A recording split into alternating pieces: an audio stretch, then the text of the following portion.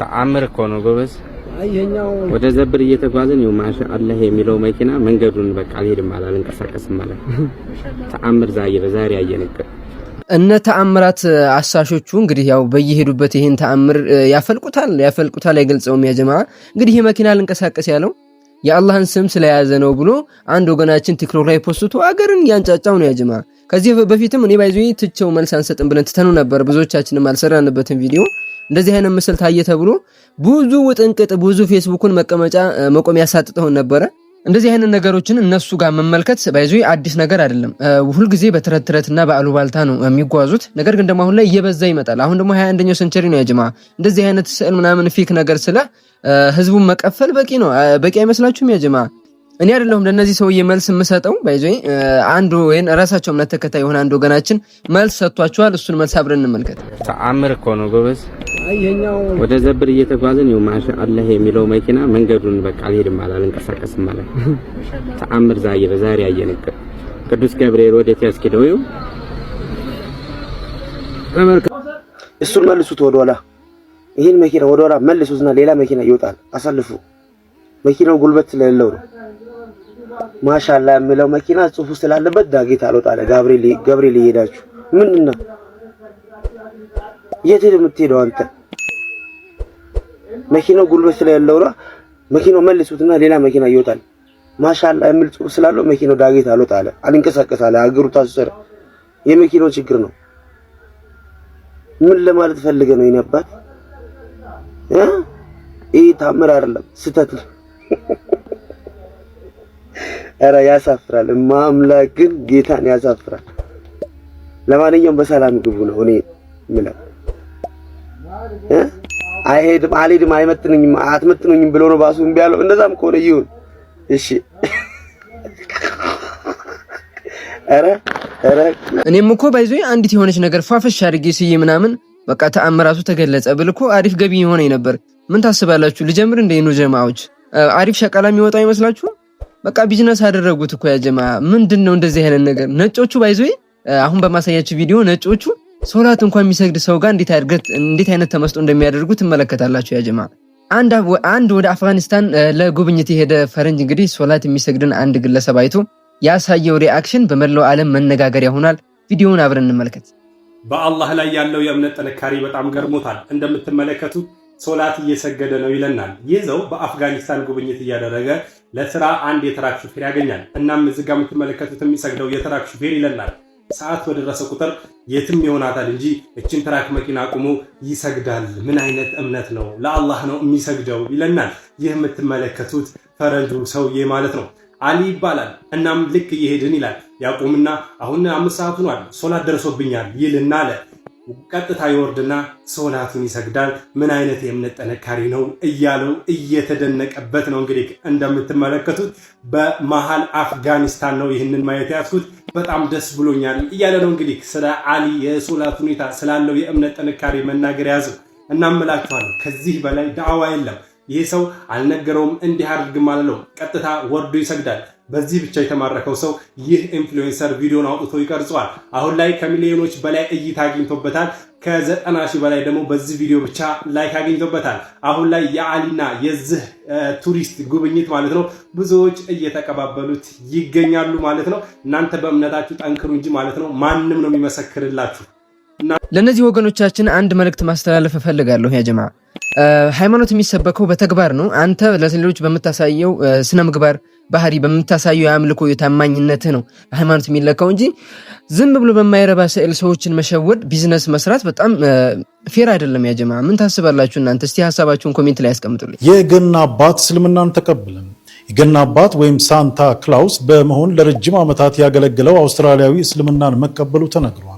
የፈረንጆቹን አዲስ ዓመት እያከበረ ወዳለው የገና አባት ሳንታ ክላውስ አሊ የተባለ ዳይ ጠጋ በማለት ስለ እስልምና አስተምሮት ነግሮታል። ለ2 ሳምንት ያህል በቆየው የገና አባቱ ሰውና በዳዩ መካከል የተደረገ ውይይት በገና አባቱ እስልምናን በመቀበል ተጠናቋል።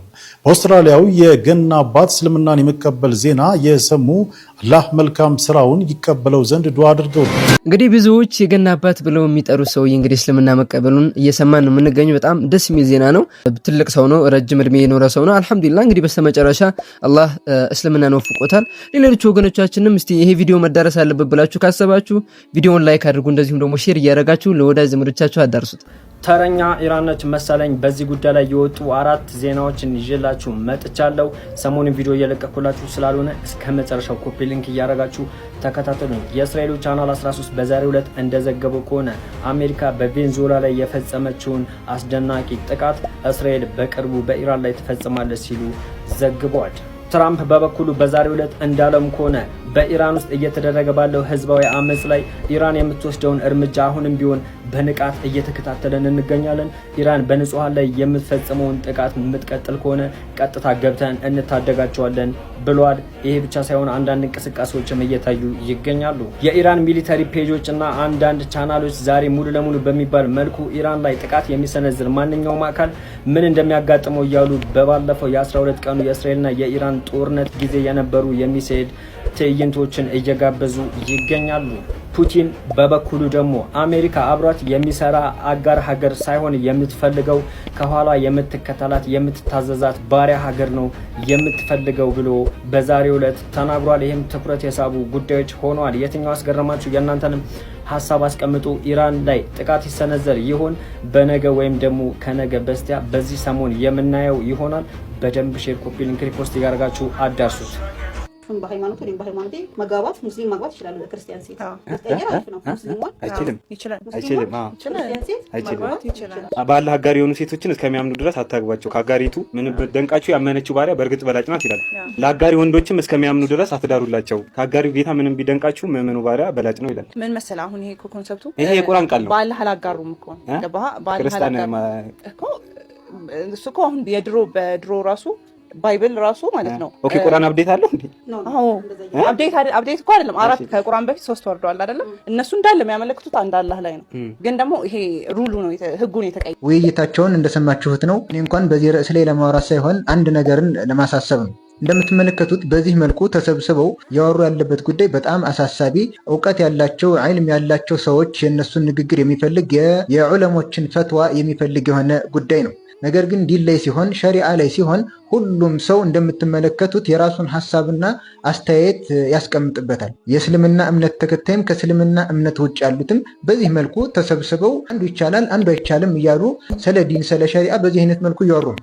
እውቀቱ የሌላቸው ወይም ደግሞ አናሳ እውቀት ያላቸው ሰዎች ታላላቅ ዑለሞች የተለያየ አስተያየት የሚያስቀምጡባቸውን ጉዳዮች ገብተው ሲፈተፍቱ እየተሰማ ነው። በዲን ላይ የሆነ ነገር መናገር ፈትዋን መናገር ማለት ልናውቀው የሚገባ ነገር አላህን ወክለን ነብዩን ሰለላሁ ዐለይሂ ወሰለም ወክለን የሆነን ሸሪዓ የሆነን ሁክምን ማስተላለፍ ማለት ነው። አላህና መልእክተኛውን ወክሎ እየተናገረ መሆኑን በደንብ ማሰብ ይኖርበታል። እንደምናስበው ነገሩ ቀላል አይደለም። እነዚህ ሰዎች ይቻላል አይቻልም ብሎ በዚህ መልኩ እንደዚህ ብሎ የለቀቁት ነገር ሰዎች ዘንድ ደርሶ ምን አይነት ውዝግብና ምን አይነት ነገር እንደሚፈጥር ማሰብ ይኖርብናል። እስልምና ላይ ሸሪዓ ላይ የሆነ ዲናዊ ጉዳይ ላይ ሲሆን ማንም ተነስቶ የራሱን አስተያየት አይደለም እንደዚህ ይመስለኛል ይሄ ነው እንደዚህ ነው የሚሆነው እያለ የራሱን አስተያየት የሚያስቀምጥበት ነገር ነው።